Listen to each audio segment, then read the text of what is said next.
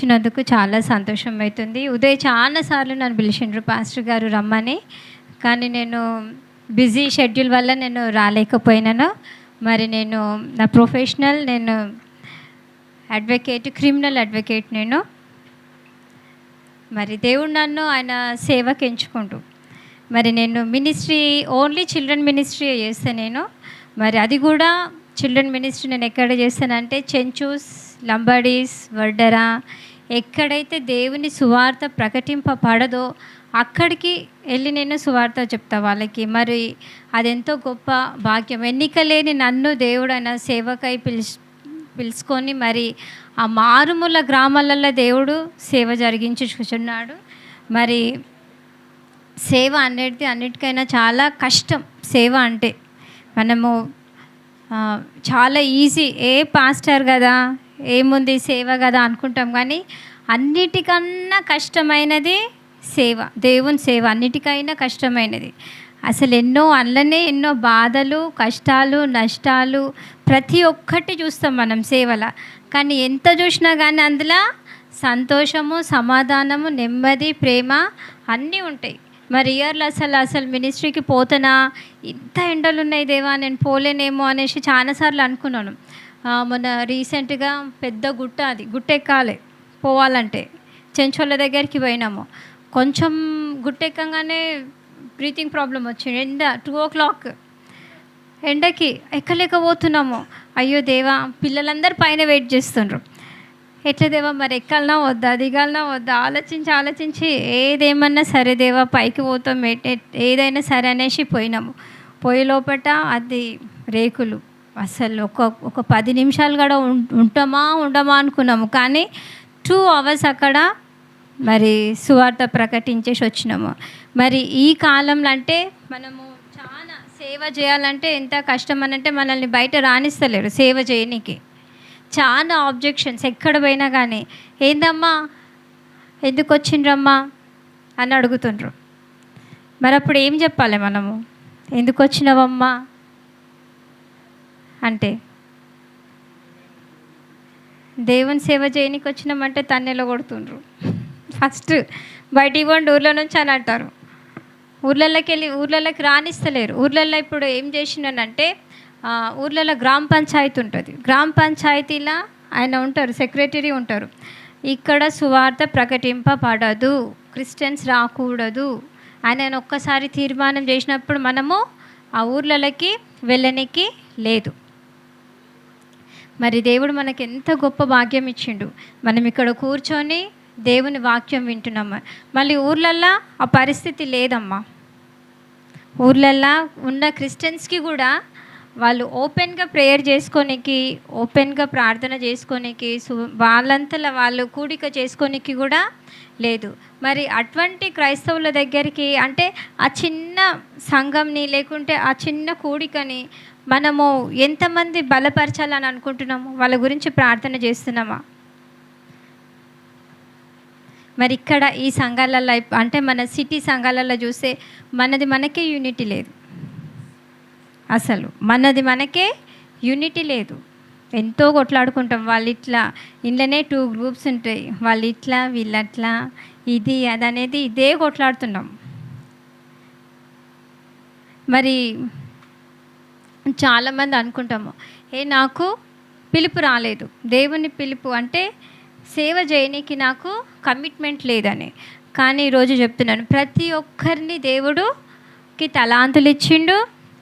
ఆయన సేవకి అంటే ఒక్క ఆత్మ మన హింబుక్లో ఒక పాట ఉంటుంది, వట్టి చేతులతో నిన్ను దర్శించుటాదగునా,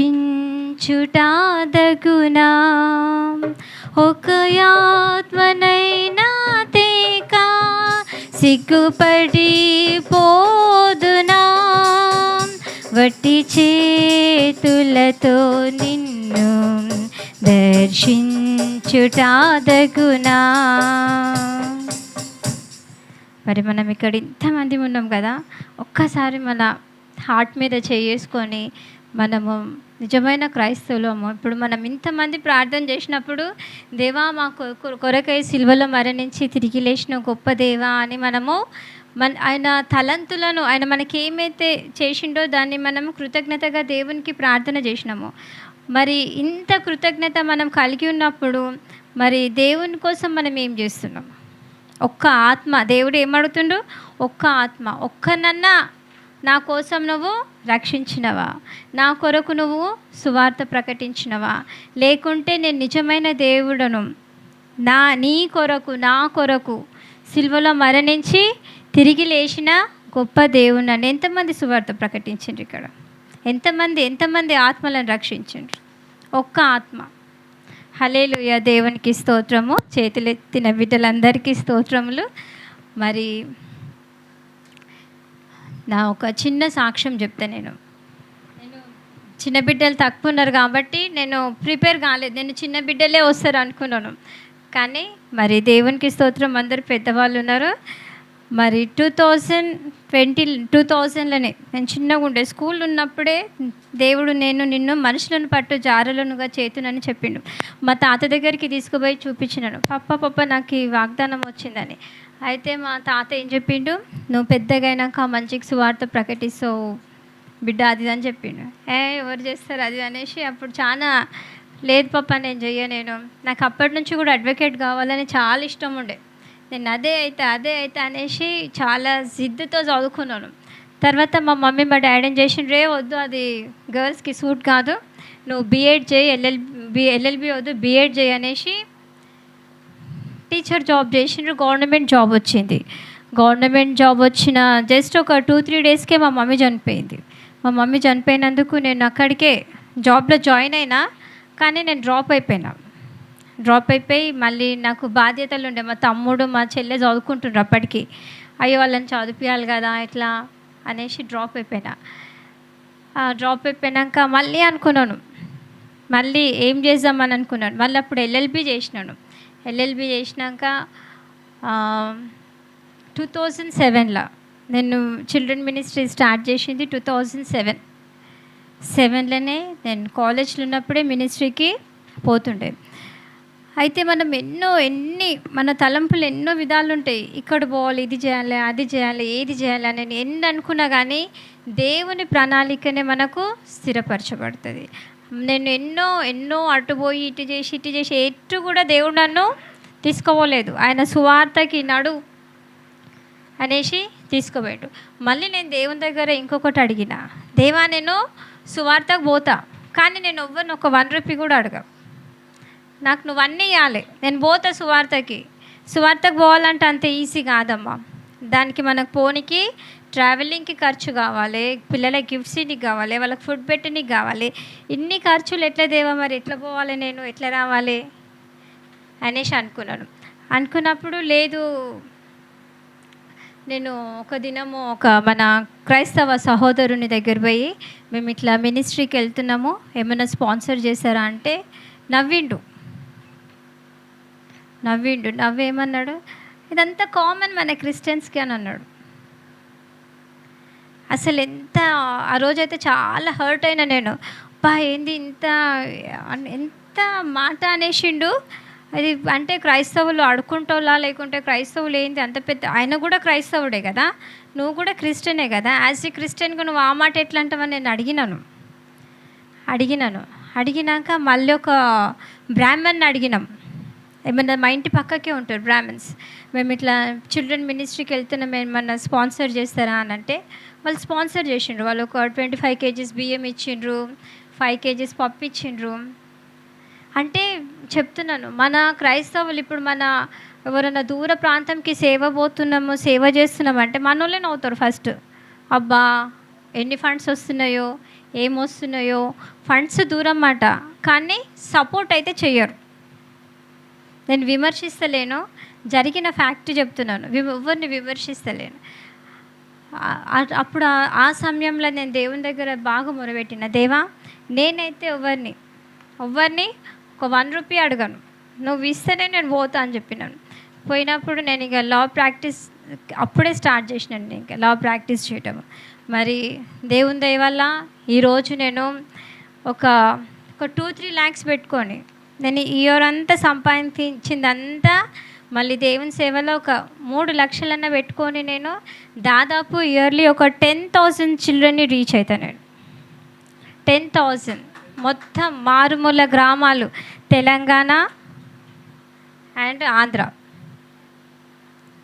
అంతమంది పిల్లల్ని రీచ్ అవుతాను. అంతమంది పిల్లలకి గిఫ్ట్స్ ఇస్తాను. అంతమంది పిల్లలకి కూడా భోజనాలు పెడతాను. మళ్ళీ ఊర్లల్లో ముఖ్యంగా పిల్లలు రారు, గిఫ్ట్స్ ఇస్తాము, భోజనం పెడతానంటేనే అది హిందూస్ అయినా క్రిస్టియన్స్ అయినా ఊరు మొత్తం వస్తారు.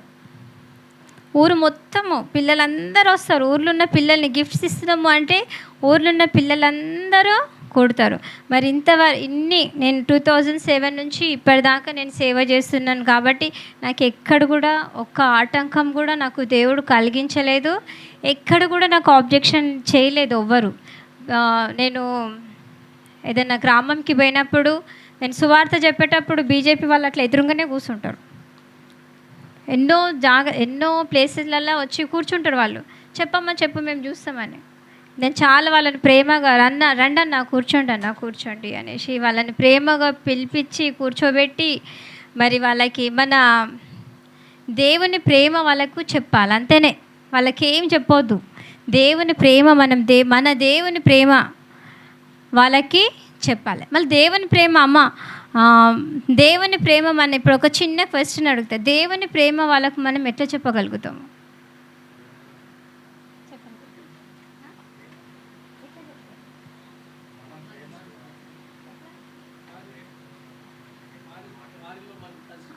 మన క్రియలు, మనము ఎక్కడైతే మనము హంబుల్గా ప్రేమగా వాళ్ళని రిసీవ్ చేసుకుంటామో అది చాలా కష్టం కదా. హంబుల్గా ఉండడము, ప్రేమించడము, చెప్పడం అంత ఈజీ కాదు. చెప్పడం చాలా నోటితో ఒక్క నిమిషంలో చెప్పేస్తాము, కానీ అది క్రియారూపంగా చూపించడం అంటే చాలా కష్టం. ఎంత కష్టం అంటే మనకు అది ఇప్పుడు మనం అందరం అంటాం ఇప్పుడు జస్ట్ అంటే మా సిఎస్ఐ చర్చ్లో మేము చూస్తుంటాం కదా, ఇప్పుడే ఇట్లా మాట్లాడతారు, బాగున్నారా అని. బయటికి ఇట్లా చర్చ దాటి ఇట్లా బయటికి పోనమో లేవు, ఆమె ఇట్లా వీడిట్లా అదట్లా. మళ్ళీ మనము ఎక్కడ ప్రేమ చూపిస్తున్నాము? ఎక్కడ లేదు కదా, చాలా తక్కువ కదా దేవుని ప్రేమ.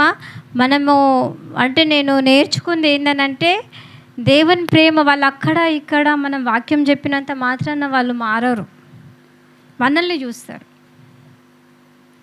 నిజంగా ఈమె క్రిస్టియనా, లేకుంటే వాళ్ళు మనల్ని ఇంకొకటి అంటారు తెలుసా, ఊర్లలో వీళ్ళు దేవుని పిల్లలని అంటారు, లేకుంటే దేవుని బిడ్డ నమ్మను అని అంటారు.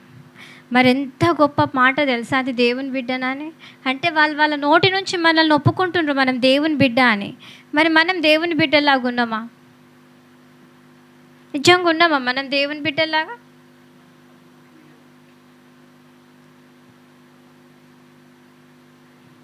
చాలా అంటే సంఘాలల్లో ఇప్పుడున్న ప్రజెంట్ సిచ్యువేషన్లల్లో మనం ఉన్నామా, మనమే పరిశీలించుకోవాలి. అసలు మనం ఉన్నామా దేవుని బిడ్డలాగానే? వాక్యం వింటున్నాము, వస్తున్నాము, పోతున్నాము. మరి మా తాత 2 విషయాలు చెప్తాను. మా తాత, నేను చిన్నప్పటి నుంచి మా తాత దగ్గరనే పెరిగినాను. పుట్టినప్పటి నుంచి మా తాత దగ్గరనే పుట్టి పెరిగినాము. ఆయన ఎట్లానంటే మా తాత ఎవరి దగ్గర పోయినా నీళ్ళు తాగకపోతుండే, అన్నం తినకపోతుండే. ఆయనకంత మళ్ళీ క్యాస్ట్ ఫీలింగ్, రిలీజన్ ఫీలింగ్ అది తెలియదు, కానీ అట్లనే పెంచిండు నన్ను కూడా, అట్లనే పెంచిండు. అదే రీతిగా ఉన్నా నేను. కానీ ఎప్పుడైతే మా మమ్మీ డాడీ చాలా హంబుల్, అమ్మో నా బిడ్డ ఇట్లుంటే ఇక కష్టం అని ఏమనుకున్నారో ఏమో, మారని చెప్పిండ్రు, కానీ నేను మారలేదు. నా సపరేట్ గ్లాస్ ప్లేట్ అన్నీ సపరేట్, మా ఇంట్లో కూడా సపరేట్గా ఉంటుండే. మరి అసంటిది వాళ్ళ దగ్గర పోయి అంటే ఇప్పుడు మనం ఎంత తగ్గించుకోవాలనంటే ఆ మారుమూల వాళ్ళని చూసి ఒక్కొక్కసారి అంటే ఆడున్న సిచ్యువేషన్, ఆడున్న వాళ్ళ పిల్లలు, వాళ్ళకి బట్టలు ఉండవు, ఏముండవు, వాళ్ళ మధ్యలో వాళ్ళతో పాటు మనం కూర్చొని తినే పరిస్థితి, తినాలి, తింటేనే అది ప్రేమ, అది తగ్గించుకున్నట్టు మనం. మరి అంత తగ్గించుకొని దేవుని అంత అంటే వాళ్ళ దగ్గర కూర్చొని తిని వాళ్ళని ప్రేమించి వాళ్ళని వచ్చినప్పుడు మరి ఒక ఊర్లో ఒక పాస్టర్ని కొట్టిండ్రు. మీ దేవుడు మాట్లాడాడు, చేయడు, అది ఇది ఇది అని అంటే పాస్టర్ని కొట్టిండ్రు. కొట్టినప్పుడు యాజ్ అడ్వకేట్గా పోయినా నేను. ఎందుకురా బాబు ఎందుకు కొట్టిండ్రా అని అడిగినాను. అని అంటే, మేడం మీ చెప్పుకుంటే నీ దేవుని గురించి చెప్పుకో, మధ్యలో మా వాళ్ళ గురించి ఎందుకని అన్నాడు వాడు. అని అంటే నువ్వు కరెక్ట్ చెప్పినావు బాబు, మళ్ళీ ఎవరు మాట్లాడిండ్రు, మీ వాళ్ళ గురించి అయితే మేము మాట్లాడాం కదా అని అంటే, అదో పాస్టర్ మాట్లాడిండు అని అంటే, మరి మా దేవుడు అయితే ఏం చెప్పిండనంటే, నువ్వు ఏదన్నా మాట్లాడు, ఏదన్నా చెయ్యి, క్షమించమని చెప్పిండు. మరి మీ దేవుడు చెప్పిండా అట్లా? క్షమించాలి కదా. ఇప్పుడు ఆయన ఏదో తప్పు చేసిండు పెద్ద మనిషి, మరి మా దేవుడైతే క్షమించమన్నాడు. ఇప్పుడు నువ్వు కొట్టినావు, ఇప్పుడు నిన్ను కూడా నేను కొట్టొచ్చు, నిన్ను అసలు బయటికి కూడా నేను లోపల పోతావు బిడ్డ నువ్వు, కానీ నీకు క్షమించబుద్ధి ఏడుంది, మరి మీ దేవుడు చెప్పిండా అంటే వాడు ఆలోచించాడు, లేదు చెప్పలేదు. మరి మీ దాంట్లో మీ పూజారి చెప్తుండ క్షమించమని అంటే ఆలోచించండ్రు. మరి ఆ పాస్టర్ కూడా గట్టిగా ఉండు, నేను వదిలిపెట్టానమ్మా, అది నన్ను కొట్టిండ్రు తిట్టిండ్రు అంటే చెప్పిన పాస్టర్ గారు క్షమించండి, పిల్లలు వాళ్ళు 18-19 ఇయర్స్ పిల్లలు క్షమించండి, వదిలిపెట్టండి అని. మరి ఇప్పుడు ఈ రోజు దాకా కూడా ఆ ఊర్లోకి పోతే వాళ్ళు ఆబ్జెక్షన్ చెయ్యరు, ఆడ చర్చి లేదు. మరి ఎవరైతే ఆ పిల్లగాడు మనల్ని పాస్టర్ని కొట్టి దూషించి ఆ అబ్బాయి మారిండు, వాళ్ళ ఇంట్లోనే చర్చి నడుస్తుంది ఇప్పుడు. ఒక్కటే మాటకి మా దేవుడు క్షమించిండు, మరి మీ దేవుడు కూడా క్షమించిండా, క్షమించమంటుండా అని అడిగినప్పుడు, మరి ఇక్కడున్న అందరికీ ఒకటే చెప్తున్నాను, ఈరోజు మనము వాక్యం నేను ఒక్కసారి మనము ఆలోచించుకుందాం. మనం ఎంత దేవుని సేవ చేస్తున్నాం, ఎంత దేవునికి నమ్మకంగా ఉన్నామో. ఉట్టి మన ఫ్యామిలీకి మనమే ఉన్నామా, లేకుంటే ఇతరులకి మనం ఏమన్నా చెప్తున్నామా? సువార్త చెప్పనీకి ఎక్కడికో వెళ్ళే అవసరం లేదమ్మా, ఎక్కడికో వెళ్ళే అవసరం లేదు. నీ ఇంట్లో నువ్వు యూనిటీగా, మన ఇంట్లోనే మనకు యూనిటీ లేనప్పుడు నువ్వు బయటికి వెళ్ళి సువార్త ప్రకటించలేవు. నీ కోడళ్ళు నువ్వు ఐక్యత లేకుంటే, నీ బిడ్డ నీ కొడుకు నీకు సమాధానం లేకుంటే నువ్వు బయటికి వెళ్ళి సువార్త ప్రకటించలేవు. ఫస్ట్ మన ఫ్యామిలీలో మనము సంతోషంగా ఉన్నామా, మన ఫ్యామిలీలో మనము హ్యాపీగా ఉన్నామా, భార్య భర్తలు యూనిటీగా ఉన్నారా, మన పిల్లలు మన మాట వింటుండ్రా? ఎంతమంది పిల్లలు ఎంతమంది మాట వింటుండ్రమ్మా? పెద్దవాళ్ళు చెప్పండి. వింటలేరు. మన బైబిల్ ఉన్నది ఫస్ట్ ఏంది తెలుసా? నీ తల్లిని నీ తండ్రిని సన్మానించుము. చేస్తున్నావు బాబును మమ్మీ డాడీ వాటి నిజం వింటలే. దేవుని సన్నిధానంలో ఉన్నప్పుడు అబద్ధాలు చెప్పవద్దు. కరెక్ట్, కొన్ని వింటాము కొన్ని వినము. మరి నువ్వు దీర్ఘాయుష్మంతుడు అగుటకు ఏం చేయాలంటే నీ తల్లిని నీ తండ్రిని సన్మానించాలి. సన్మానించడం అని అంటే వాళ్ళకి రోజు షాళ్ళు కప్పడం కాదు, వాళ్ళ మాటలు ఒబే చేయాలి, వాళ్ళ మాట వినాలి. వాళ్ళ వృద్ధాప్యంలో ఉన్నప్పుడు వాళ్ళను ప్రేమించాలి. అమ్మ ఏం కావాలమ్మా, నాన్న ఏం కావాలి, డాడీ తింటావా, ఆ ఒక్క ప్రేమ పలకరింపు కూడా ఈ జనరేషన్లో లేదు. మరి ఇక్కడున్న యంగ్స్టర్స్కి చెప్తున్నాను, మరి అమ్మ ఎంతమంది అత్తలను చూస్తలేరు కదా, అత్తలని అసలు ఇవాళ రేపు అత్తలు వదిలిపెట్టండి, సొంత మమ్మీ డాడీస్నే చూస్తలేరు. మరి పిల్లలు ఇక్కడ ఉన్నారు కదా, నువ్వు మమ్మీ డాడీ మాట వింటున్నావు బేటా? నిజం చెప్పు, కొన్ని వినవు కదా, కొన్ని చెప్తే చెయ్యని పో అంటావు కదా, అంటావు నాకు తెలుసు. నాకే చెప్తావా డాడీ ఊరికే పనులు అదని చెప్తావు కదా. ఫస్ట్ ఏం చేయాలి బిడ్డ, మనం మంచిగా ఉండాలి, మనము గొప్పలం కావాలి, మనం చాలా మంచి స్టేజ్లు ఉండాలంటే ఏం చేయాలి పిల్లలు? ఫస్ట్ ఏది కాదు, honour your mother and father. నువ్వు ఎప్పుడైతే నీ తల్లిని నీ మమ్మీని మీ డాడీ మాట విని నువ్వు ఎప్పుడైతే వాళ్ళకి హానర్గా ఉంటావో అప్పుడు నీకేమొస్తుంది? డిసిప్లైన్ వస్తుంది. అప్పుడే నీకు డిసిప్లైన్ వస్తుంది. అప్పుడే దేవుడు ఏమిస్తాడు? నీకు అన్నీ ఇస్తాడు, బుక్స్ ఇస్తాడు, బ్యాగ్స్ ఇస్తాడు, మంచి తెలివి ఇస్తాడు, జ్ఞానం ఇస్తాడు, అన్నీ ఇస్తాడు. ఎప్పుడైతే మమ్మీ డాడీ మాట వినకుండా మనం వాళ్ళని ఒబే చేయకుండా ఉంటామో ఏది కూడా మనకి రాదు, ఏది రాదు మనకు అసలు.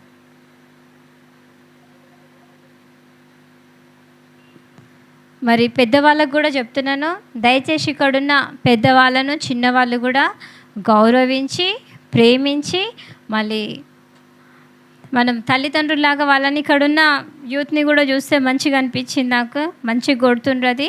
కానీ పిల్లలు మీరు కూడా ఇక్కడ చర్చ్లో మీరు ఎంతో సర్వీస్ చేస్తుండ్రు కాబట్టి మీరు కూడా ఒబే యువర్ పేరెంట్స్. వాళ్ళ మాట వినండి. వాళ్ళు మన మంచి కోసమే చెప్తారు, అవునా? నువ్వు చెడిపో అని చెప్తారా? చెడిపోతుంటే ఒరే కొడుకా చెడిపోకురా, నా మాట వినరా అని చెప్తారు, అవునా? మళ్ళీ దయచేసి ఇక్కడున్న ఎంతమంది యూత్ పిల్లలు ఉన్నారు ఇక్కడ? పెళ్లి కానోళ్ళు ఎవరున్నారమ్మా? వాళ్ళే ఫస్ట్ వినరు, ఎక్కువ వినరు. పెళ్లి కానోళ్ళే వినరు. పెద్దగా అయిపోయినాం కదా, వాళ్ళ మాట మేము ఎందుకు వినాలి అని చెప్తారు. మళ్ళీ మనకి భయంకరమైన డేస్ వచ్చినాయి మధ్యలో, కరోనా వచ్చింది. ఎంతోమందిని మన కండ్ల ముందట మనము కోల్పోయినాం, కానీ దేవుడు మనల్ని సజీవుల లెక్కలో ఉంచిండు. మరి ఎందుకు సజీవుల లెక్కలో? చాలా చాలా అంటే ఇట్లా ఎంతోమందిని ఇట్లా చచ్చిపోయేటప్పుడు మనం చూసినాం కరోనా వచ్చినప్పుడు. మరి నాకు కూడా కరోనా వచ్చింది. ఎట్లా అంటే నేను లాస్ట్ స్టేజ్. డాక్టర్ అన్నాడు, లేదు ఈమె చనిపోతే తీసుకోండి అని చెప్పిండ్రు. మా ఇంట్లో వాళ్ళందరూ అప్పుడు కరోనా అవి ఎవ్వరు చూడరు కదా, అందరూ హాస్పిటల్కి వస్తారు, అందరూ ఏడుస్తూనే ఉంటారు. అయ్యో అక్క అని మా చెల్లె, మా అన్న, మా తమ్ముడు అందరూ ఏడుస్తుంటే నేను ప్రేయర్ చేసుకుంటా ఉన్నాను. దేవా నీ చిత్తం ఏమే. నేను ప్రేయర్ చేసుకొని ఇట్లా బయటికి వస్తున్నాను, దేవుడు నా చెయ్యి ఇట్లా పట్టుకో. 10 days హాస్పిటల్లో ఉన్నా నేను, కానీ దేవుడు నా చెయ్యి వదిలిపెట్టలే. 10 days నేను ఇటు సైడ్ ఉన్నోళ్ళు ఎంతమంది నా కళ్ళ ముందర చచ్చిపోయినారు, ఎంతమంది. కానీ దేవుడు నాకు మళ్ళొక లైఫ్ ఇచ్చిండు. ఎట్లా ఇచ్చిండు అని అంటే లైఫ్ అది కూడా అందరూ అటు తిరిగి ఇటు. నేను 10 days హాస్పిటల్ ఉన్నా, 10 days నేను ఇటు జరగలే. నేను ఎట్లా వండుకున్నాను, స్ట్రైట్గా అట్లనే వండుకున్నాను. డాక్టర్స్ అన్నారు, ఎందుకమ్మా నువ్వు ఇటు జరుగుతలేవు, జరుగు, లేకుంటే నీకు చాలా ప్రాబ్లం అవుతుంది అది ఇది అని చెప్పిండ్రు. నేను అన్నా, లేదు నేను జరగను, నువ్వేం చెప్పినా నేను జరగా. నా దేవుడు ఇట్లనే వండుకోమన్నాడు, నేను ఇట్లనే వండుకుంటా. 10 daysలో మంచిగా అయిపోయినాను హాస్పిటల్లో. 10 daysలో మంచిగా అయినాను. అయితే డాక్టర్ నన్ను వచ్చి అడిగిండు, ఇదో నీ పక్క బెడ్ వాళ్ళు వీళ్ళందరూ చచ్చిపోయినరు, నువ్వెందుకు ఇట్లా 10 days ఎందుకు ఇట్లా పండుకున్నావు చెప్పు నాకు అని అన్నాడు. అంటే నేను చెప్పినాను, నేను ఎందుకు పండుకున్నానో నాకు తెలియదు, కానీ నేను ఇటు జరిగినా ఊపిరి ఆడతలేదు, ఇటు జరిగినా బ్రీతింగ్ ప్రాబ్లం అవుతుంది. అయితే నేను ప్రేయర్ చేసుకున్నప్పుడు నాకు దేవుడు చెప్పిండు, ఇట్లనే నా దేవుని దూతలు ఉన్నారు ఇక్కడ, నేను ఇట్లనే వండుకున్నాను కాబట్టి నేను ఈరోజు బతుకున్నాను అని చెప్పినాను. మరి దేవుడు మనతో ప్రతి విషయంలో మనం అనుకుంటాము ఏదో దేవుడు ఏం మాట్లాడుతున్నాడని. దేవుడు అయితే ప్రతి నిమిషం మనతో ప్రతిదీ చెప్తూనే ఉంటాడు. మనం 2 voices వింటాం, ఒకటి దేవుని స్వరం, ఒకటి సాతాను స్వరం. కానీ చాలా మట్టుకు మనము సాతాను స్వరంనే ఒబే చేస్తుంటాము. చాలా కష్టం వచ్చినప్పుడు, చెప్పలేని దుఃఖం వచ్చినప్పుడే దేవుని స్వరం వినిపిస్తుంటుంది, అప్పుడు సాతాను స్వరం వినిపించదు మనకి. మరి అన్ని విషయాలల్లో, నాట్ ఓన్లీ బాధలలోనే కాదు, సంతోషంలో కూడా మనం దేవుని స్వరం వినాలి. మనం అన్ని విషయాలల్లో దేవునికి లోబడి, మరి మీకు చెప్పే అంత పెద్దదాన్ని నేను కాదనుకుంటాను, కానీ మనము ఇక్కడ అందరు ఎక్స్పీరియన్సే కదా. మనం చిన్నప్పటి నుంచి దేవుని వాక్యం విని ఉన్నాము, ఉట్టి వినే ఉన్నాము, కానీ చాలా మటుకు క్రియలల్లా దూరం ఉన్నామమ్మా, చాలా మట్టుకు.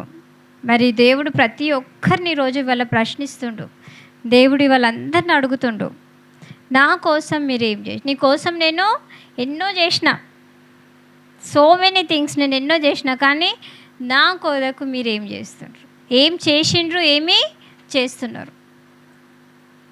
మరి వాళ్ళ ఇక్కడ నుంచి పోయే ముందు ప్రతి ఒక్కరం ఒక తీర్మానం చేసుకొని పోదాం, దేవుని కొరకు మనము ఏం చేస్తాం. ఒకటే సువార్త ఒకటే కాదు, నీ పక్కకు ఒక పూర్ ఎవరన్నా ఏం లేకున్న వాళ్ళకి ఒక పెన్సిల్, సరేనా బిడ్డ? ఒక పెన్సిల్ లేని వాళ్ళకి ఎవరికన్నా బుక్స్ ఇవ్వండి, చిన్న, అదే చాలు. నువ్వు దేవుని ప్రేమ లేకుంటే దేవుని యొక్క ప్రేమ తెలియపరచాలంటే ఇవే క్రియలు. కాబట్టి మనమందరం దేవునిలో ఉండి ఈరోజు కొంచెమన్నా మనం ఏం చేస్తున్నాం, యాజ్ ఏ క్రిస్టియన్గా మనము ఎంతమందికి మన దేవుని పేరు చెప్పి మనం ఎంతమందికి హెల్ప్ చేస్తున్నామో ఒకసారి చూసుకుందాము. మరి చిన్న పిల్లలకి 2 పాటలు నేర్పిస్తాను. పిల్లలు స్టాండప్ బేటా, పిల్లలందరూ ముందుకు రండి. కమ్ బేటా, కమ్ ఫాస్ట్.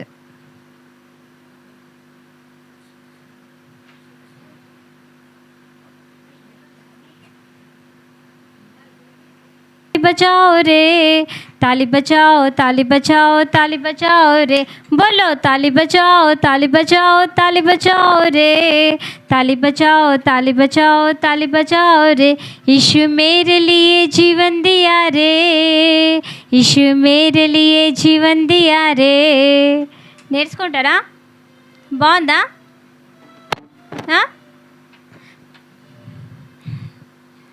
వచ్చిందా మీకు కూడా?